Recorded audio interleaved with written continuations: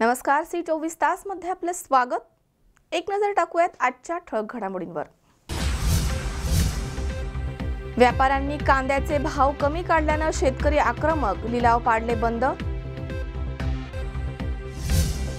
Rahuri police स्टेशनच्या प्रांगणामध्ये सर्व गणेश मंडळ कार्यकर्ते आणि विविध अधिकारी वर्ग यांची संयुक्त बैठक संपन्न। चास येथे आरोग्य पथकात डॉक्टर नसल्याने नागरिकांचे हाल, आरोग्य विभागाकडे डॉक्टरची मागणी।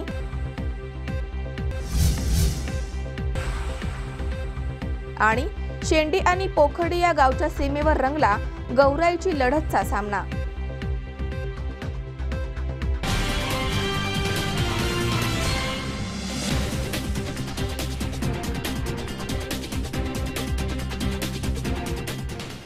नवी क्षितिजे, नवी आशा, नवी आव्हाने, नवी दिशा। Shri Renuka Mata multistate cooperative urban credit society limited, Ahmednagar, American banker असोसिएशनची मेंबरशिप मिळालेली एकमेव संस्था। Shri Renuka Mata multistate cooperative urban credit society limited, Ahmednagar. वर्षाचे 365 दिवस अखंड अविरत सेवा। संस्थेची कामकाजाची वेळ सकाळी 9 ते रात्री 8 वाजेपर्यंत। ठेवींना आकर्षक व्याजदर, आकर्षक कर्ज सुविधा उपलब्ध। संपूर्ण संगणकीकृत शाखा। भारतातील प्रमुख शहरावरील डिमांड ड्राफ्टची सेवा फक्त 5 पैशात। सोने तारण कर्ज सेवा 365 दिवस उपलब्ध। भारतात कोठेही अर्ध्या तासात पैसे वर्ग करण्याची सुविधा। भारतात कोठेही पैसे स्वीकारण्याची सुविधा। मोबाईल बँकिंग सुविधा, RTGS, NFT सुविधा, ATM सुविधा। 9 राज्यात 106 शाखा। महाराष्ट्र, गुजरात, आंध्र प्रदेश, कर्नाटक, तामिळनाडू, मध्य प्रदेश, छत्तीसगड, दिल्ली, तेलंगणा। आपल्या दुकानाचा व्यवसाय वाढवण्यासाठी पॉज मशीनद्वारे कोणत्याही बँकेचे डेबिट कार्ड किंवा क्रेडिट कार्डद्वारे रक्कम काढण्याची सुविधा उपलब्ध। भारत सरकारद्वारे मिळालेले एकमेव ऑथेंटिकेशन युजर्स एजन्सी, उपभोक्ता तपासणी एजंट मान्यता प्राप्त संस्था। आजच डाउनलोड करा रेणुका माता अर्बनचे मोबाईल बँकिंग ॲप। या ॲपद्वारे bill payment, prepaid, postpaid mobile bill, online electricity bill, gas payment, insurance, hotel booking, air ticket booking, recharge, data card, DTH इत्यादी सेवा उपलब्ध। ठेवीवरचे व्याजदर 11.5%। सर्वांशी अतूट जिव्हाळ्याचं नातं जपत सेवा देणारी संस्था। Shri Renuka Mata multistate cooperative urban credit society limited, Ahmednagar. Renuka Bhavan, city survey number 35/2A+2B, city pride hotel जवळ, pipeline road, Savedi, Ahmednagar. Phone क्रमांक 1800-233-4140। मोबाईल नंबर 9225328391 किंवा 9225328300।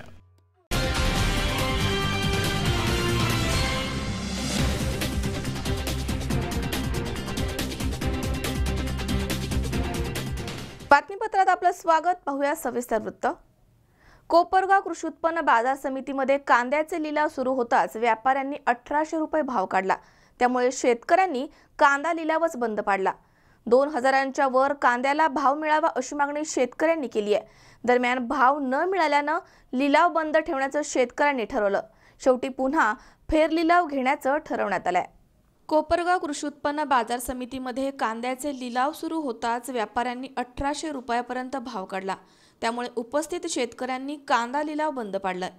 यानंतर व्यापारी, अधिकारी आणि शेतकऱ्यांमध्ये वादंगी चर्चा झाली।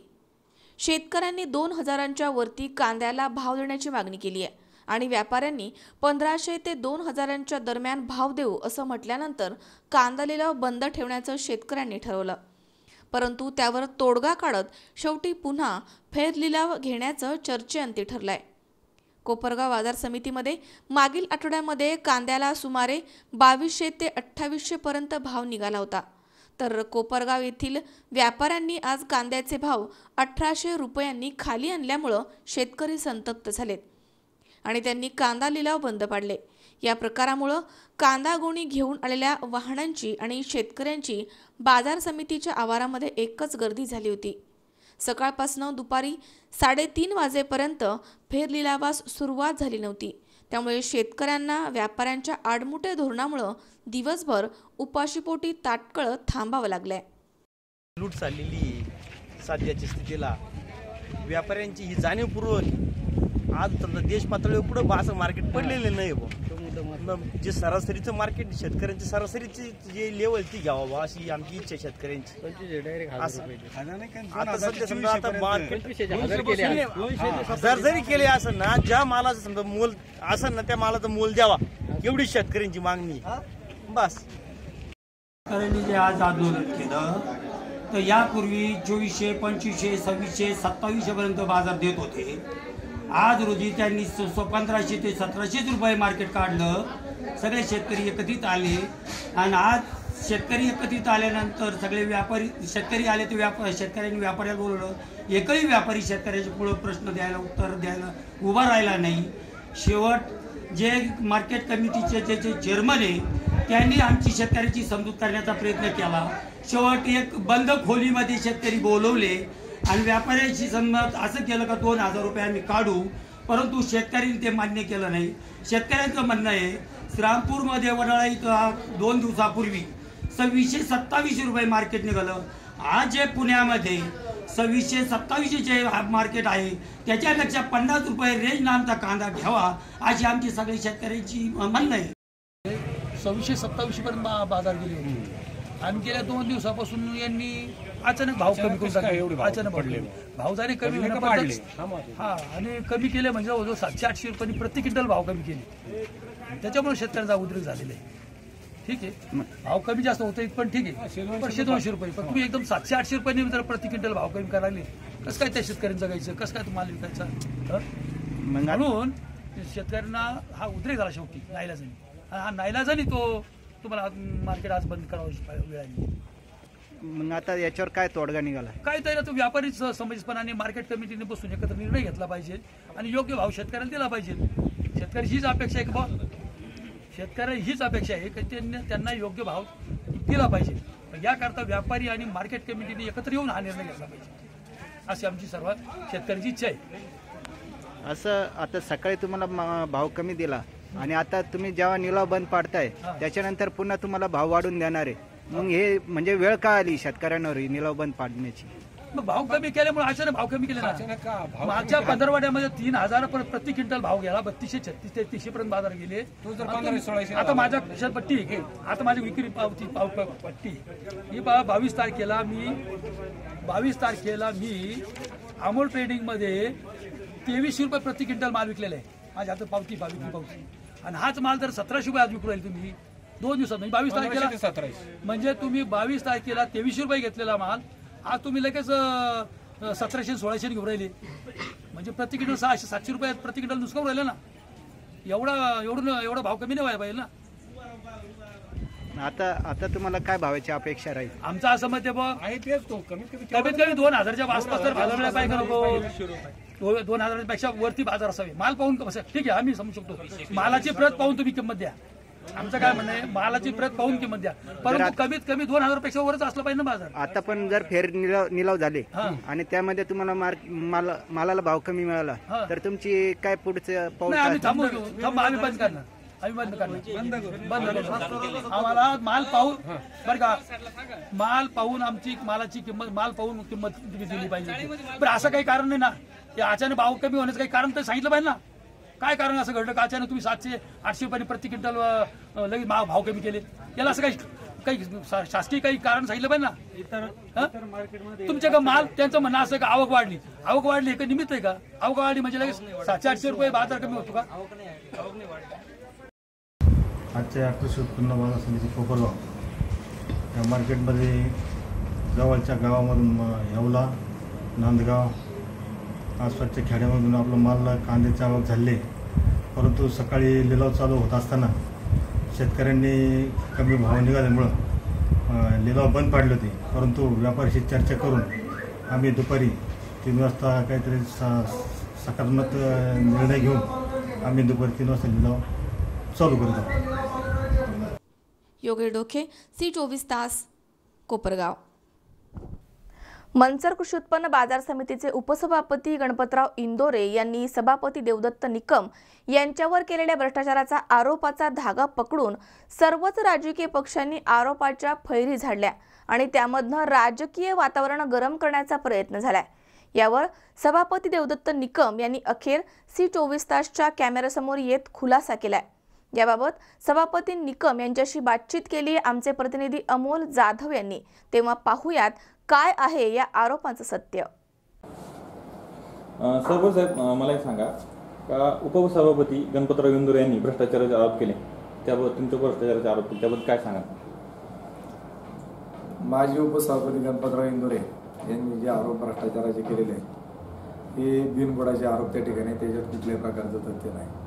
मी उपस्थित सर्व संचालकांच्या वतीनं आपणा सर्वांना या ठिकाणी सांगू इच्छितो की नामदार दिलीपरावजी वळसे पाटील साहेब यांच्या नेतृत्वाखाली तालुक्यातील सर्व संस्था गेले 30 वर्षापासून अतिशय चांगल्या पद्धतीनं पारदर्शक काम त्या ठिकाणी करत आहेत। आज भीमाशंकर कारखाना असेल, शरद सहकारी बँक असेल, कृषी उत्पन्न बाजार समिती असेल, खरेदी विक्री संघ असेल, या सगळ्या संस्था टॉप लेवलला त्या ठिकाणी काम करत आहेत। आज इंदोरे यांना पक्षाच्या वतीनं, राष्ट्रवादी पक्षाच्या वतीनं त्यांना राजीनामा देण्यासाठी सांगितलं होतं, दुसऱ्यांना त्या ठिकाणी संधी द्यायची होती, परंतु त्यांनी काही राजीनामा दिला नाही। त्यामुळे सर्व संचालकांनी एकमतानं त्यांच्यावर अविश्वास ठराव दाखल केला आणि आपल्या पाठीमागे कोणी नसल्यामुळं त्यांनी नंतर अविश्वास ठराव दाखल झाल्यानंतर राजीनामा त्या ठिकाणी दिला।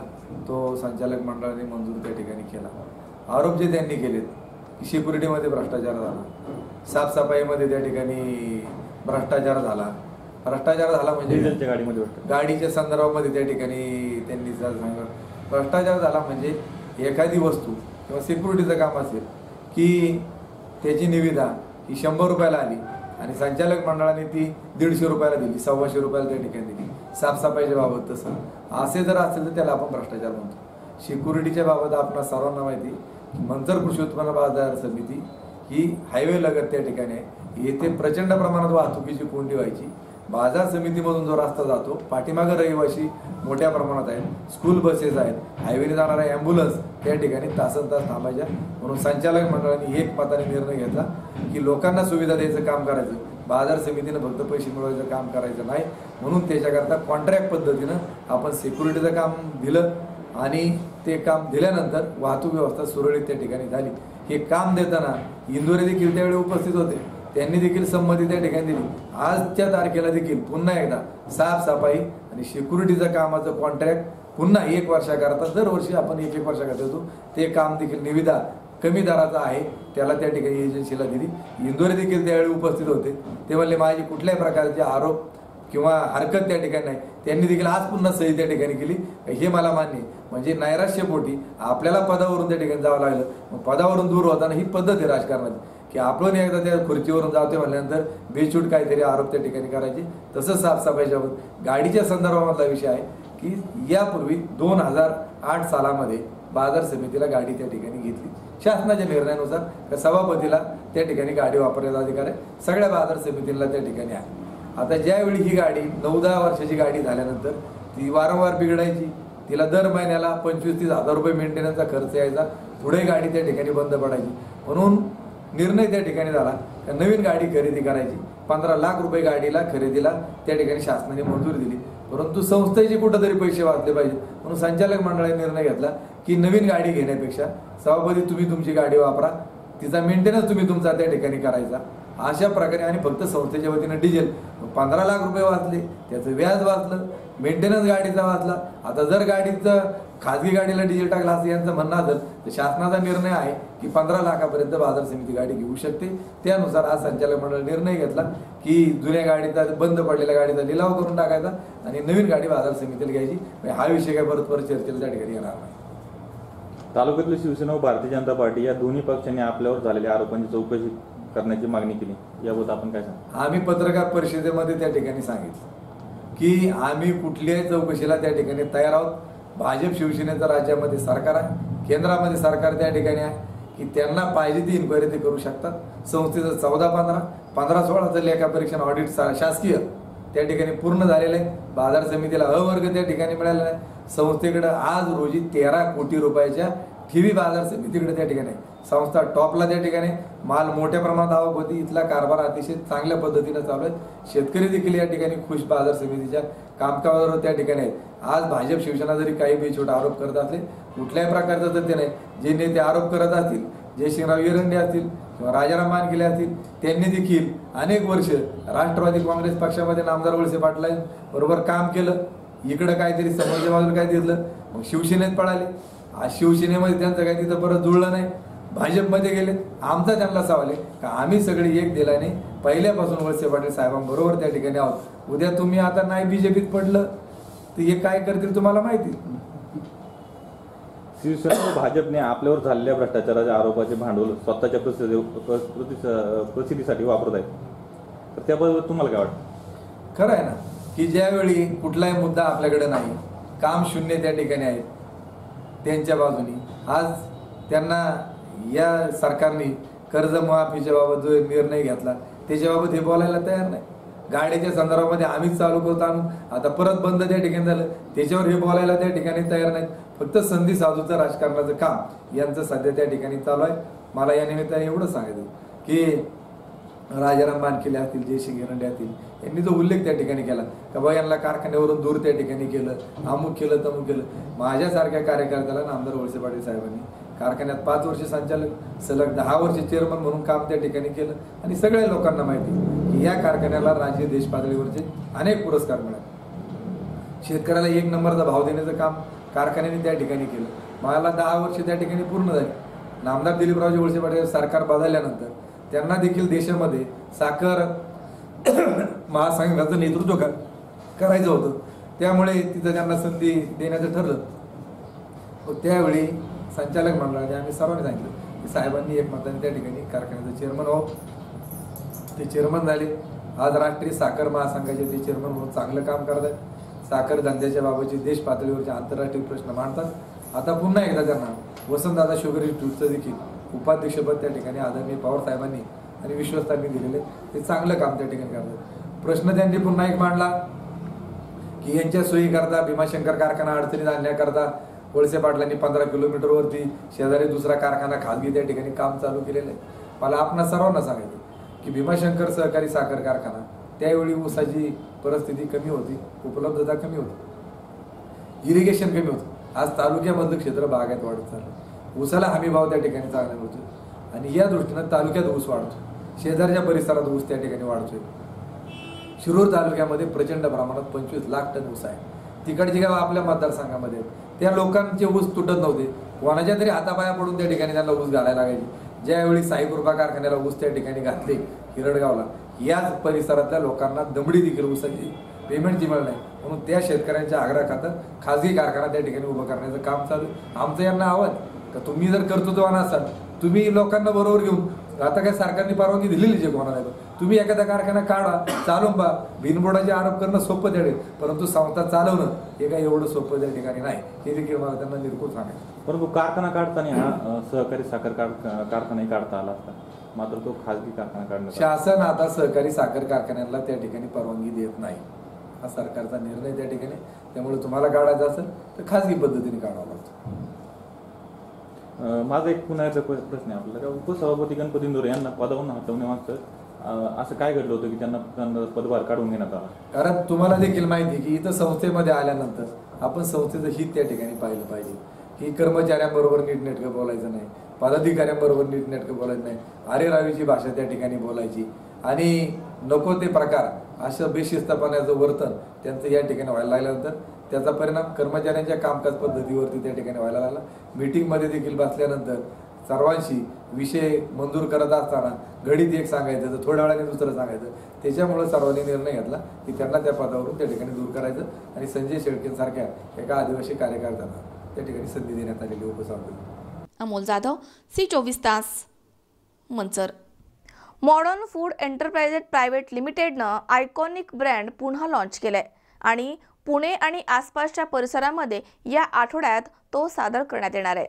मॉडर्न फूड एंटरप्राइजेस प्रायव्हेट लिमिटेडनं नवीन ब्रँड स्थिती, नवीन ब्रँड ओळख, ताजी, गतिमान आणि समकालीन पॅकेजिंग आणि उत्कृष्ट आणि आरोग्यकारक उत्पादनांच्या सुधारित पोर्टफोलिओसह आपला आयकॉनिक मॉडर्न हा ब्रँड परत सादर केलाय.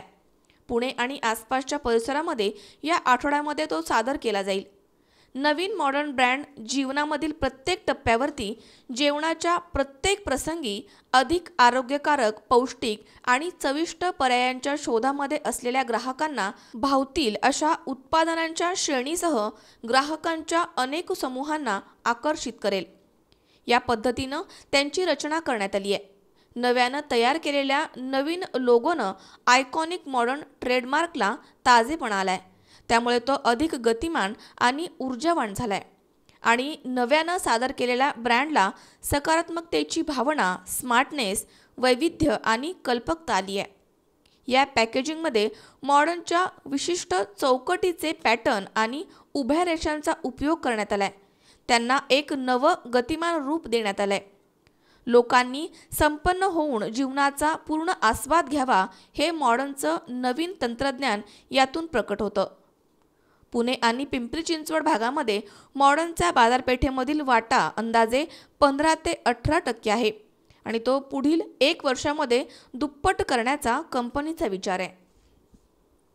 ये जो मॉडर्न का जो नया लुक है, इस पे हमने बहुत काम किया है और काम करने का जो पहला चरण था वो था कि हम लोग कंज्यूमर्स के पास गए, उपभोक्ताओं के पास गए, हमने उनसे पूछा कि आपको किस तरह की ब्रेड चाहिए और वो फीडबैक लेने के बाद हमने अपने प्लांट्स में रिसर्च किया, अपने मशीनरीज़ को अपग्रेड किया और ये जो पोर्टफोलियो आप देख रहे हैं ये बिल्कुल रिसर्च्ड है और कंज्यूमर को यही पोर्टफोलियो चाहिए ब्रेड में. तो इस ब्रेड में हमने नए कॉन्सेप्ट्स इंट्रोड्यूस किए हैं. जैसे एक मिल्क ब्रेड है, मिल्क प्लस ब्रेड है, जिसके 4 स्लाइस में उतना कैल्शियम है जितना आपको पूरे एक दूध के ग्लास में मिलता है. या हमारे पास एक सैंडविच सुप्रीम ब्रेड है जो सैंडविच बनाने के लिए पूरी तरह से अच्छी तरह से सक्षम है क्योंकि वो डेंस ब्रेड है.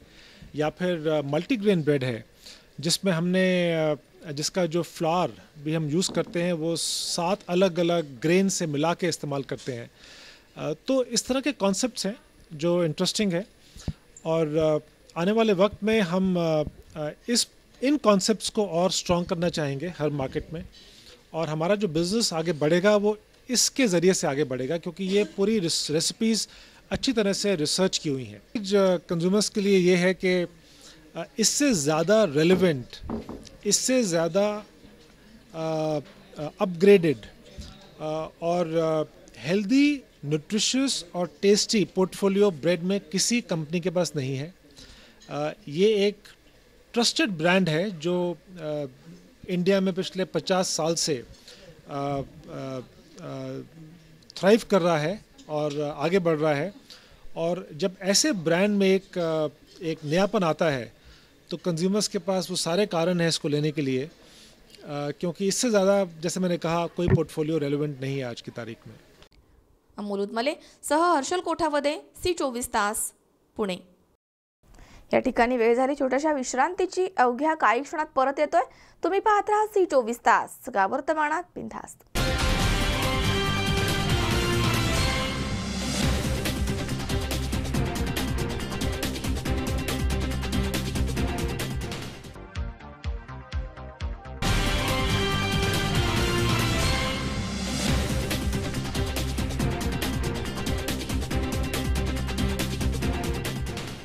विश्रांतीनंतर बातमीपत्रात पुन्हा एकदा आपलं स्वागत. पाहूयात पुढची बातमी. गणेशोत्सवानिमित्त राहुरी शहरामधील सर्व गणेश मंडळांचे कार्यकर्ते आणि तालुक्यातील विविध क्षेत्रामधील अधिकारी वर्ग यांची संयुक्त बैठक राहुरी पोलीस ठाण्याच्या प्रांगणामध्ये संपन्न झाली आहे. 25 ऑगस्टपासून सुरू होत असलेल्या गणेशोत्सवानिमित्त राहुरी शहरातील सर्व गणेश मंडळांचे कार्यकर्ते आणि तालुक्यातील विविध क्षेत्रामधील अधिकारी वर्ग यांची संयुक्त बैठक सायंकाळी राहुरी पोलीस ठाण्याच्या प्रांगणामध्ये घेण्यात आली आहे. यावेळी DYSP अरुण जगताप, तहसीलदार अनिल दौंडे, पोलीस निरीक्षक प्रमोद वाघ, पंचायत समितीचे माजी सभापती शिवाजीराजे गाडे तसेच राहुरी नगर परिषदेचे मुख्याधिकारी नानासाहेब महानवार, पोलीस उपनिरीक्षक सविता सदावर्ते आदींसह तालुक्यामधील गणेश मंडळाचे शेकडो तरुण कार्यकर्ते उपस्थित होते। यावेळी बोलताना प्रमोद वाघ यांनी सांगितलंय की सर्व गणेश मंडळांच्या कार्यकर्त्यांनी 25 ऑगस्टपासून सुरू होत असलेला गणेशोत्सव शांततेमध्ये पार पाडावा। या काळामध्ये कोणालाही त्रास होणार नाही याची दक्षता मंडळाच्या वरिष्ठ कार्यकर्त्यांनी घ्यावी। तसेच डीवायएसपी अरुण जगताप यांनी सांगितले की आगामी गणेशोत्सव काळामध्ये जी गणेश मंडळं समाज प्रबोधनपर देखावे सादर करतील त्यांच्यामधनं 1, 2, 3 असे नंबर काढून जिल्हा पोलीस प्रमुख यांच्या मार्गदर्शनाखाली पोलीस प्रशासनाकडून त्यांना बक्षीस दिलं जाईल। तसेच नगर जिल्ह्यामधनं उत्कृष्ट देखावे सादर करणारे 1, 2, 3 असे नंबर काढून त्यांना पोलीस प्रमुखांच्या हस्ते बक्षीस देण्यात येईल। यामध्ये गणेश मूर्ती स्थापनेपासून विसर्जन मिरवणूक पर्यंत उत्कृष्ट कामगिरी करून दाखवतील त्या मंडळाची निवड करण्यात येईल। या प्रसंगी शिवाजीराजे गाडे, राजेंद्र उंडे, दीपक साळवे, राजेंद्र वाडेकर आदींनी आपलं मनोगत व्यक्त करून मार्गदर्शन केलंय। या प्रसंगी आडवी पेठ तरुण मंडळ, ज्ञानेश्वर मित्रमंडळ, शिवाजी चौक मित्रमंडळ, श्रीराम मित्रमंडळ, आझाद चौक मित्रमंडळ, व्यंकटेश मित्रमंडळ आदी गणेश मंडळांचे कार्यकर्ते मोठ्या संख्येने उपस्थित होते। मी राहुरी तालुक्यातील व राहुरी शहरातील गणेश उत्सव मंडळांना विनंती करतो की आपण येणारा गणेशोत्सव हा आनंदाने कायद्याच्या चौकटीत राहून ध्वनी प्रदूषण होणार नाही, जाणाऱ्या येणाऱ्या लोकांना त्रास होणार नाही अशा पद्धतीने साजरा करावा। हिंदूंनी इतर समाजाच्या सणामध्ये सहभागी व्हावे। इतर समाजाच्या लोकांनी गणेश मूर्तीवर ज्या वेळेला मिरवणूक असते त्यावेळेला पुष्पवृष्टी करून त्याचं स्वागत करावं। एकमेकाचा धर्माचा व सणाचा आदर करावा व आनंदाने गणेशोत्सव साजरा करावा एवढीच मी राहुरी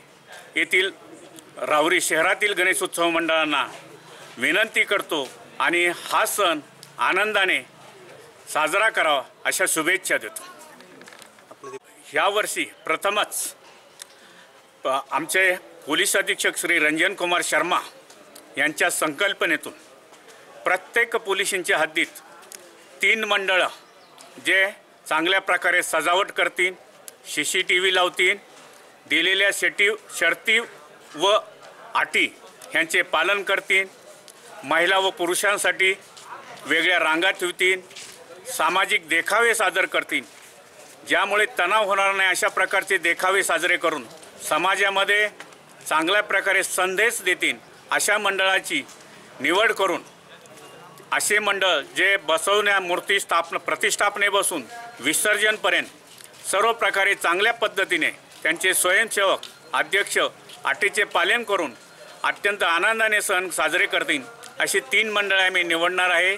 या कमिटीमध्ये सरकारी अधिकारी त्याचप्रमाणे समाजातील प्रतिष्ठित लोक हे असे 3 दिवस सतत गणेश मंडळाला भेटी देतील व त्या गणेश उत्सव मंडळाने केलेल्या देखावा व त्यांनी पाळलेल्या अटी CCTV ह्याचे पाहून गुण देऊन 3 नंबर काढणार आहेत आणि त्या 3 नंबरमधून परत उपविभाग पातळीवर परत त्याची निवड होणार आहे। त्या निवडीमधून परत उपविभागामध्ये 3 म्हणजे जे 3 पोलीस स्टेशन आता समजा श्रीरामपूर शहर, श्रीरामपूर तालुका आणि राहुरी तर अशा जे गणेश मंडळ 9 मंडळांमधून 3 मंडळ काढणार आहे।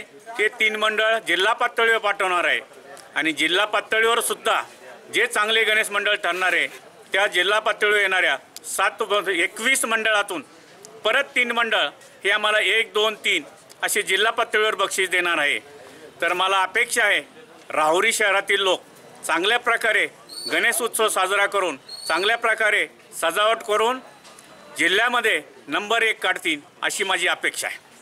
गणेशोत्सवानिमित्त सर्व राहुरी तालुक्यातील राहुरी शहरातील गणेशोत्सव मंडळांना मी सर्वात प्रथम रावसाहेब छाजा तनपुरे मित्रमंडळाच्या वतीने सर्वांना शुभेच्छा देतो व सर्व राहुरी तालुक्यातील गणेशोत्सवांनी गणपती उत्सव हा 12 दिवसाचा आहे यावर्षी तो सर्वांनी शांततेत पार पाडावा व पोलीस प्रशासनात जेवढी होईल तेवढी आपण त्यांना मदत करावी व त्यांची सुद्धा आपल्याला संपूर्णपणे मदत राहणार आहे व सर्व गणेशोत्सवांना गणेशोत्सवाच्या हार्दिक शुभेच्छा देतो.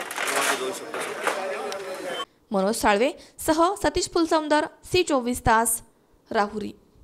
गणपती उत्सव आणि बकरी ईद या सणाच्या धर्तीवर शांतता कमिटीची बैठक मंचर येथील शिवगिरी मंगल कार्यालयामध्ये संपन्न झाली आहे.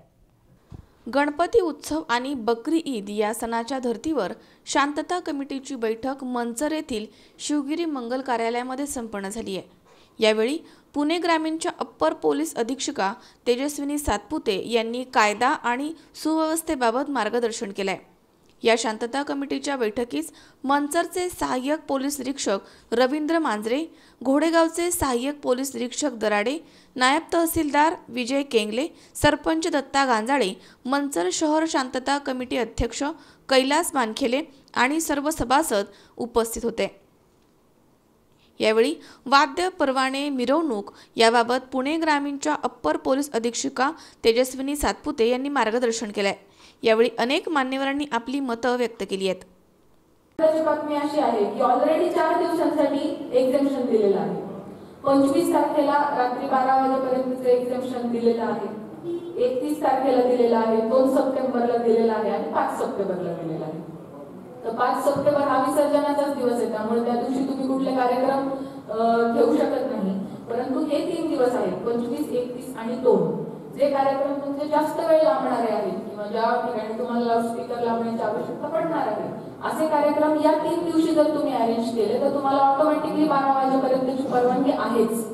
पण या व्यतिरिक्त दिवसांमध्ये जर तुम्ही ते ठेवणार असाल तर मात्र रात्री 10 हीच आपली वेळ राहील.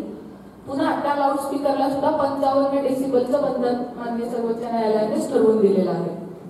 आता या 55 डेसिबलच्या बाबतीमध्ये तुम्ही म्हणाल की एवढंच वाजवायचं का, तर तुमच्या समोर 2 ऑप्शन आहेत.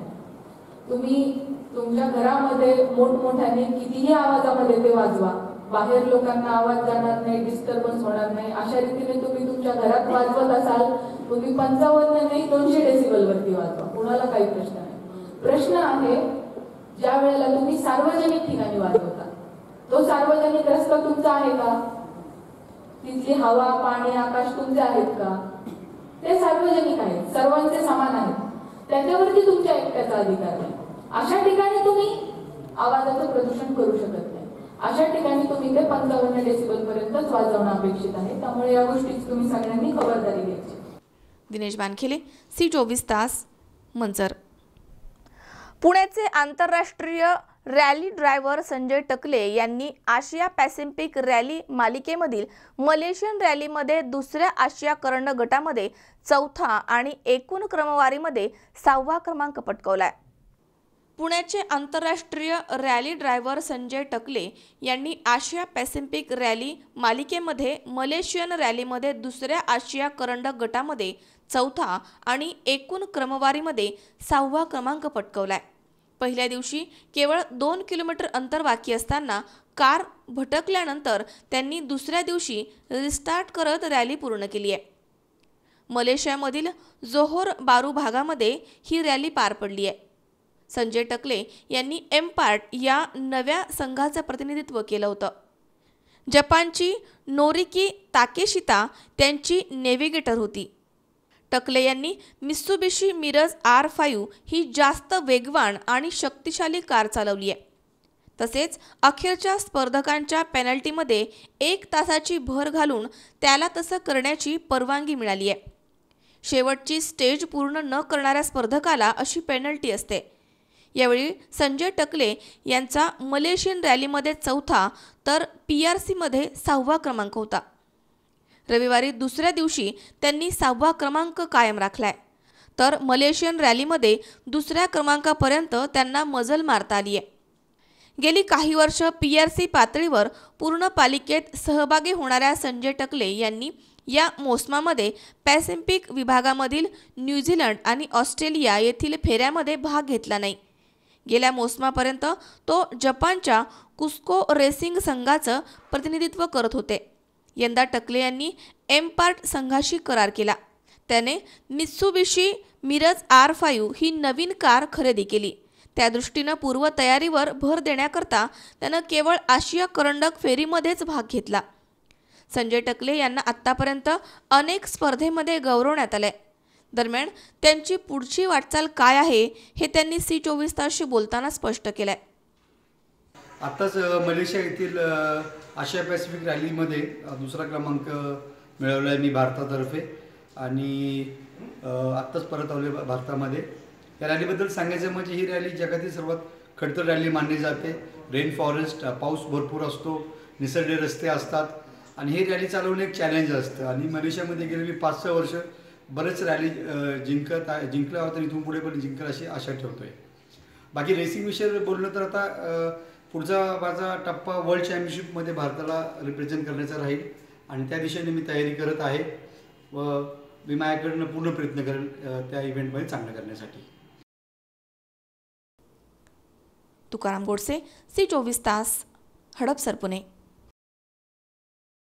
या ठिकाणी पुन्हा एकदा वेळ झाली छोट्याशा विश्रांतीची. अवघ्या काही क्षणात परत येतोय. तुम्ही पाहत राहा C24 तास, गावर्तमानात बिनधास्त.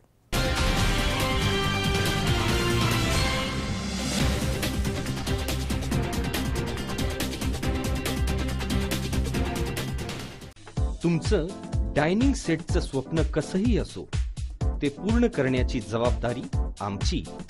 कारण आम्ही फक्त डायनिंग सेट देत नाही, तर आम्ही देतो डायनिंग आयडियाज. डायनिंग टेबल घ्यायच्या पहिले तुमची कल्पना एकदा आम्हाला अवश्य सांगा. शिवाय डायनिंग आयडियाज सोबत आहेत बेड कॉन्सेप्ट्स आणि प्रीमियम सोफा थीम्स. फर्निचरचे स्वप्न पहा तुम्ही, ते साकार करू आम्ही. योगीराज फर्निचर, फर्निचर विश्वातील मराठी पाऊल. आमच्या शाखा राहुरी, राहता, सोनई, सुपा, कोपरगाव आणि अहमदनगर. ग्राहक सेवा क्रमांक 9673 50 0001.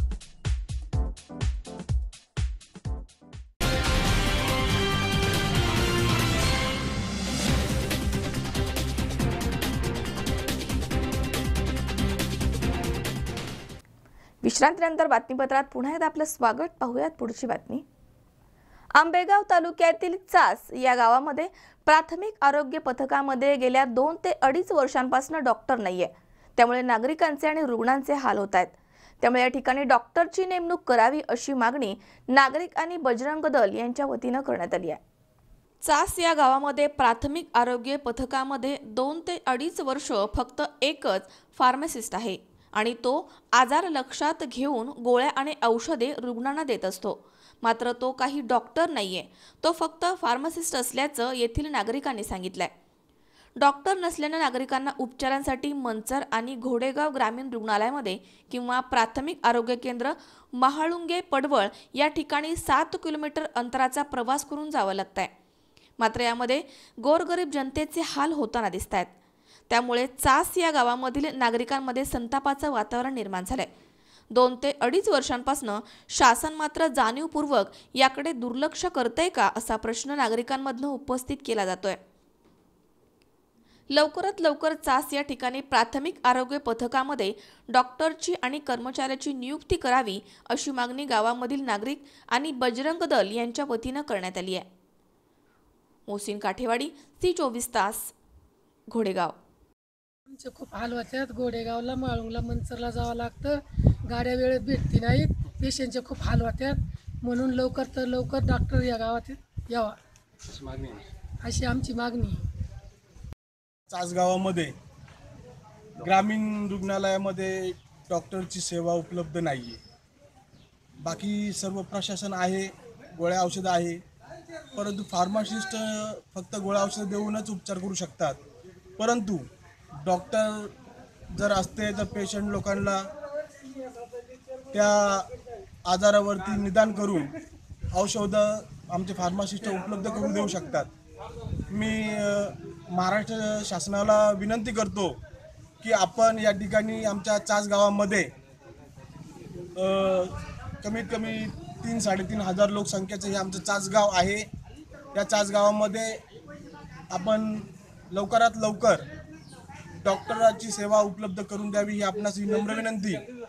आणि मी आमच्या चास ग्रामस्थांच्या वतीनं पुन्हा एकदा विनंती करतो की लवकरात लवकर आपण आमच्या चासगावामध्ये डॉक्टरांची सेवा उपलब्ध करून द्यावी.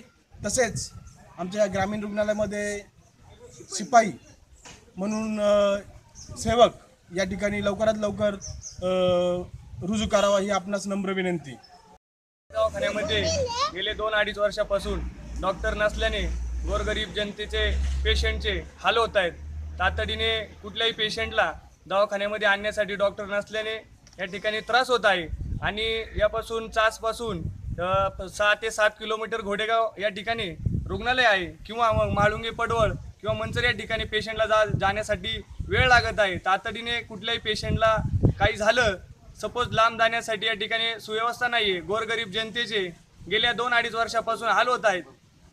त्यामुळे या ठिकाणी लवकरात लवकर डॉक्टर मिळावा यासाठी आम्ही सर्व चासचे समस्त ग्रामस्थ या ठिकाणी डॉक्टर यांची मागणी करत आहोत.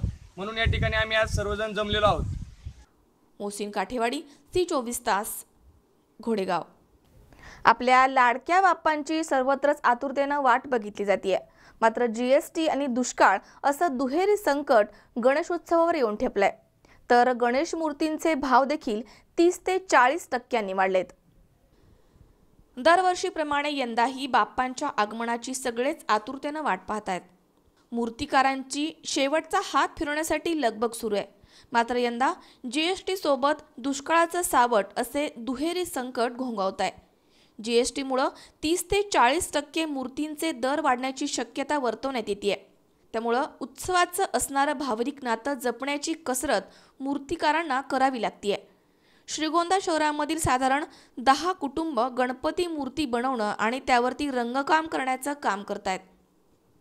मोठ्या आकाराच्या मूर्ती बाहेरून मागवल्या जातात तरी त्यावर रंगकाम येथेच केलं जातं. शिवाय छोट्या मूर्ती बनवण्यासाठी पुरुषांच्या सोबतच महिलाही हातभार लावताना दिसत आहेत. मात्र यंदाच्या गणेश उत्सवावरती GSTचा प्रभाव दिसणार आहे. श्रीगोंद्यामधील मूर्तींना कर्जत, राशीन, करमाळा, दौंड, पाटस, नगर या ठिकाणावरनं चांगली मागणी आहे. मात्र GSTमुळं 30 ते 40% दर वाढणार आहेत. तसेच रंग, प्लॅस्टर ऑफ पॅरिस यांच्या किमती देखील कमालीच्या वाढल्यात अशी चिंता मूर्तिकार अशोक गोरे यांनी व्यक्त केली आहे.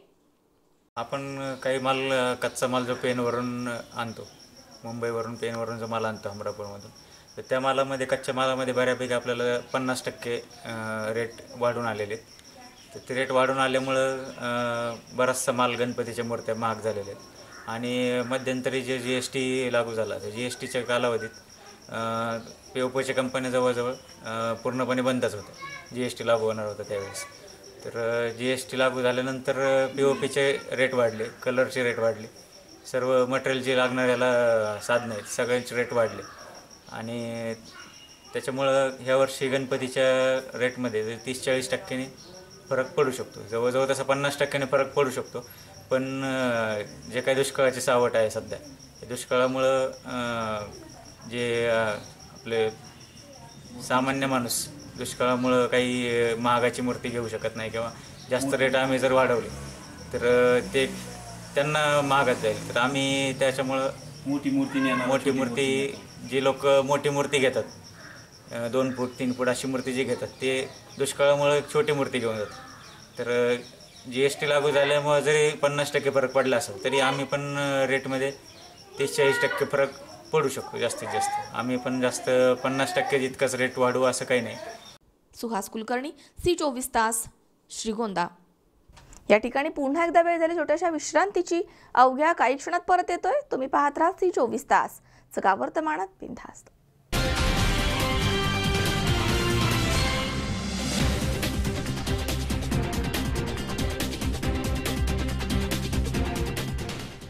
नवी क्षितिजे, नवी आशा, नवी आव्हाने, नवी दिशा.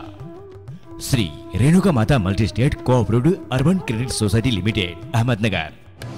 अमेरिकन बँकर असोसिएशनची मेंबरशिप मिळालेली एकमेव संस्था. Shri Renuka Mata multistate cooperative urban credit society limited, Ahmednagar.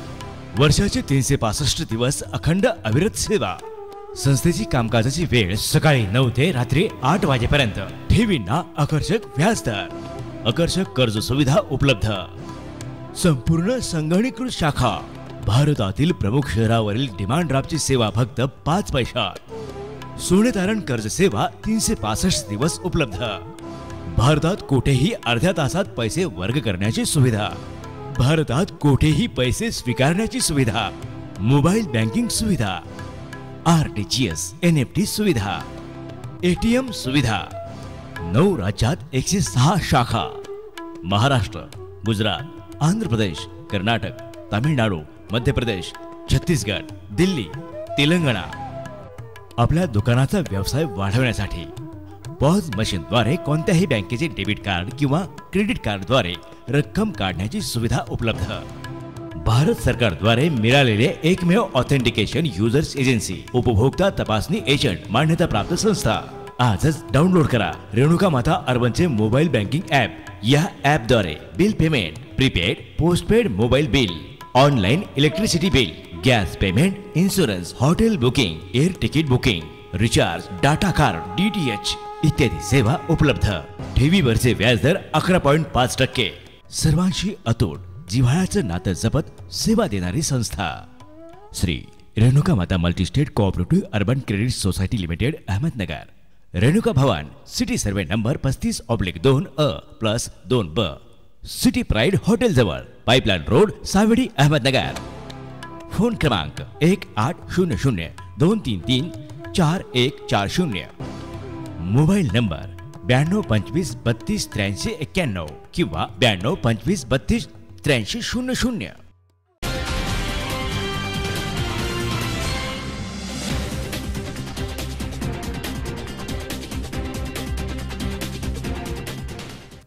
विश्रांतीनंतर बातमीपत्रात पुन्हा एकदा आपलं स्वागत। पाहूयात पुढची बातमी। अहमदनगर तालुक्यामध्ये शेंडी आणि पोखर्डी या गावाच्या सीमेवर सीना नदी पात्रामध्ये पोळा सणाच्या दुसऱ्या दिवशी गौराईची लढत हा उत्सव संपन्न झालाय। अहमदनगर तालुक्यातील शेंडी आणि पोखर्डी या गावांच्या सीमारेषेवर सीना नदी आहे। या नदीपात्रामध्ये पोळा सणाच्या दुसऱ्या दिवशी गौराईची लढाई खेळण्याची प्रथा आहे। दरवर्षी दोन्ही गावांमधील लोक हा सण म्हणून उत्सव साजरा करतात। या लढाईमध्ये दोन्ही गावांमधील सुवासिनी मोठ्या उत्साहाने सहभागी होतात। एका गावामधील महिलेला ओढून दुसऱ्या गावामध्ये नेलं जातं। त्यावेळी त्या महिलेला पोलीस पाटलाच्या घरी नेऊन तिचं औक्षण केलं जातं आणि तिला साडी चोळी दिली जाते। त्या दिवशी सायंकाळी अथवा दुसऱ्या दिवशी परत तिच्या गावी तिला पाठवलं जातं। यावेळी तिचा चांगला पाहुणचारही करण्यात येतो। यावर्षी मात्र ही गौराईची लढाई बरोबरीमध्ये सुटली आहे।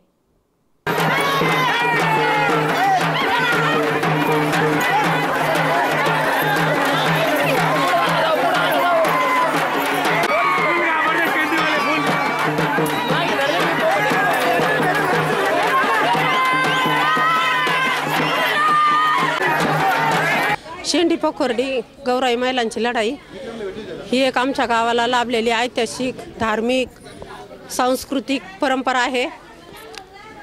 दरवर्षी ही गौराई म्हणजे काय तर ही आपल्या महाराष्ट्रात नाही, राज्यात नाही, तर भारतात सुद्धा ही असा खेळ होत नाही। ही गौराई म्हणजे एक माहेरपणाचं भांडण आहे। ज्यावेळेस मुलीला माहेरी पाठवत नाही तर मुलीला पाठवलं नाही ज्यावेळेस माहेराला, ते हे भांडण आहे। गौराई म्हणजे हे मुली माहेरपणाचं भांडण आहे। अशी गौराई ही गौराईचं असा ठिकठिकाणी गौराई होती, पण असं भांडण रूपी गौराई कुठंच होत नाही। अशी ही शेंडी पोखर्डीलाच गौराई होती। जमायला लढायला जातात, त्यांच्या हातात बांगड्या राहत नाहीत, त्यांचे पदरं फाडतात, त्यांचे साड्या फाडतात, हातात एकही बांगडी त्यांच्या बांधता राहत नाही। का पहिली ग माझी ओवी, पहिली ग माझी ओवी, मुराळी धाडीला आना माझ्या लाडीला गवऱ्या बाईला। दुसरी ग माझी ओवी, दुसरी ग माझी ओवी, वाट मी पाहिली गौरी नाही लाविली गवऱ्या बाई ग। तिसरी ग माझी ओवी, तिसरी ग माझी ओवी, सणाला पोळा साऱ्या सुवासनी झाल्या गोळा। महिलांची जी लढाई झालेली आहे ती लढाई बरोबर सोडलेली आहे। पंचाच्या निर्णयामुळं ते थोडंसं बाहेरच्या जी मंडळी या ठिकाणी हा सोहळा पाहण्यासाठी, ही लढाई पाहण्यासाठी येतात, त्यांचा थोडा प्रशासनाचं थोडंसं सहकार्य कमी असल्यामुळं या ठिकाणी अनेक महिलांना या ठिकाणी लोकांचा त्रास सहन करावा लागतो. त्यासाठी पंचांनी या ठिकाणी भूमिका बजावली की आजचा जो लढाई आहे ती बरोबरीच सोडण्यात आलेली आहे. धन्यवाद. गणेश राठोड, C24 तास, अहमदनगर. मंचर खेड घोडेगाव पोलीस स्टेशनच्या वतीनं गणेश उत्सवाच्या पार्श्वभूमीवर मंचर येथील अण्णासाहेब आवटे महाविद्यालय या ठिकाणी खेड विभागाचे उपविभागीय पोलीस अधिकारी राम पठारे यांच्या मार्गदर्शनाखाली मॉक ड्रिल करण्यात आलाय. मंचर खेड घोडेगाव पोलीस स्टेशनच्या वतीनं गणेश उत्सवाच्या धर्तीवर मंचर येथील अण्णासाहेब आवटे महाविद्यालय या ठिकाणी खेड विभागाचे उपविभागीय पोलीस अधिकारी राम पठारे यांच्या मार्गदर्शनाखाली मॉक ड्रिल करण्यात आलाय. आपत्कालीन परिस्थितीमध्ये कराव्या लागणाऱ्या कारवाईचं त्यावेळी प्रात्यक्षिक सादर करण्यात आलं. या मॉक ड्रिलच्या वेळी मंचर पोलीस स्टेशनचे सहाय्यक पोलीस निरीक्षक रवींद्र मांजरे, घोडेगाव पोलीस स्टेशनचे सहाय्यक पोलीस निरीक्षक दराडे आणि पोलीस कर्मचारी यांनी या मॉक ड्रिलमध्ये सहभाग घेतलाय. या मॉक ड्रिलमध्ये कॉलेज विद्यार्थ्यांनी आंदोलनकर्त्यांची भूमिका पार पाडली आहे. मंचर पोलीस स्टेशनच्या वतीने मंचर येथील अण्णासाहेब आवटे कॉलेज या ठिकाणी मॉक ड्रिल घेण्यात आलेले आहे. याच्यामध्ये अण्णासाहेब आवटे कॉलेज येथे 2 विद्यार्थ्यांच्या गटामध्ये तुंबळ मारामारी चालू आहे असं आम्हाला एका निनावी फोनद्वारे समजल्यामुळं आम्ही तात्काळ कंट्रोलला कळवून शेजारच्या आमच्या पोलीस स्टेशनचा स्टाफ या ठिकाणी बोलवला. सदरची माहिती वरिष्ठांना देऊन त्यांच्याकडून सूचना प्राप्त करून आम्ही या ठिकाणी मॉक ड्रिल घेतलेली आहे. सदरची मॉक ड्रिल ही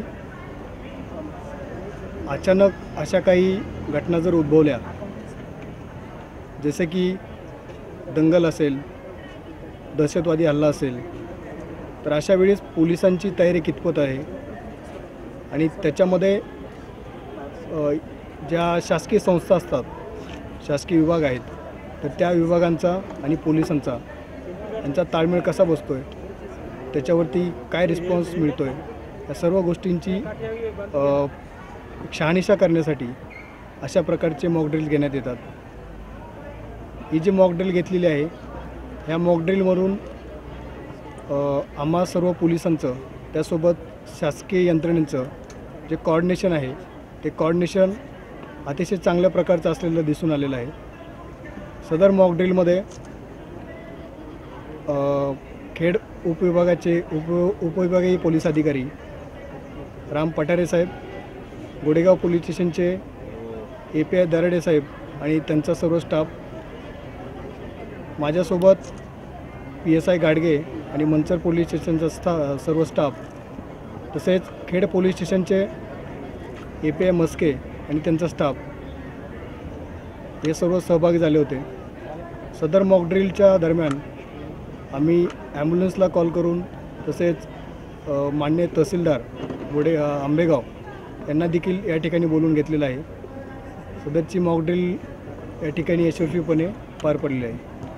दिनेश बानखेले, C24 तास, मंचर.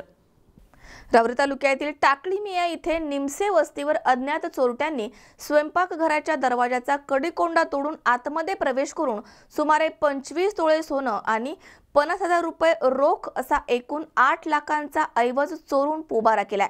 टाकळी मिया इथे ही मोठी घरफोडी करण्यात चोरट्यांना यश आलंय.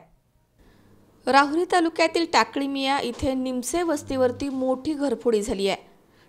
टाकळीमिया येथील देवळाली प्रवरा टाकळीमिया रोडवरील बाळासाहेब जगन्नाथ निमसे यांच्या वस्तीवर अज्ञात 6 चोरट्यांनी रात्री 1 ते 2च्या दरम्यान स्वयंपाकघराच्या दरवाजाचे कडी कोयंडा कटावणीच्या साह्यानं तोडून आतमध्ये प्रवेश केला. या चोरट्यांनी प्रथम बाबासाहेब निमसे यांच्या खोलीमध्ये प्रवेश करून त्यांचे कपडे घेऊन खिशामधील रोख रक्कम आणि इतर वस्तू घेऊन दुसऱ्या खोलीमध्ये प्रवेश करण्यापूर्वी बाळासाहेब यांच्यासह सर्वांच्या खोल्यांना बाहेरून कडी लावून घेतली.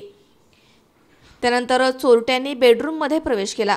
तेथील कपाटाची उचकापाचक करून सुमारे 25 तोळे सोनं आणि रोख रक्कम 50,000 असा मुद्देमाल घेऊन चोरटे राहुरी कारखान्याच्या रस्त्यानं पसार झालेत.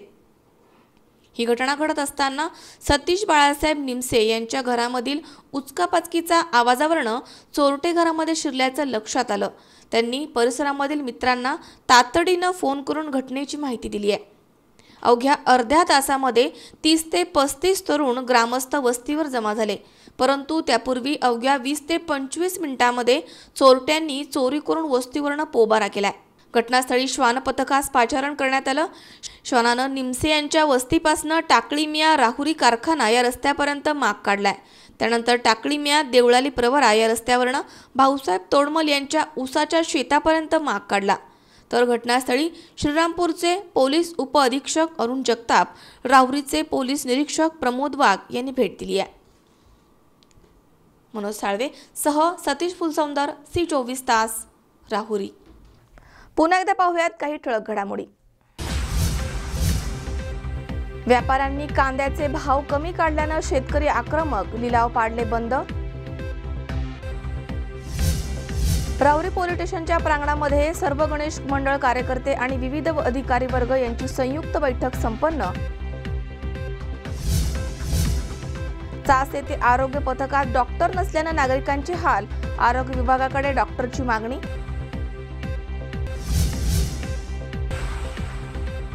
आणि शेंडी आणि पोखर्डी या गावच्या सीमेवर रंगला गौराईची लढतचा सामना.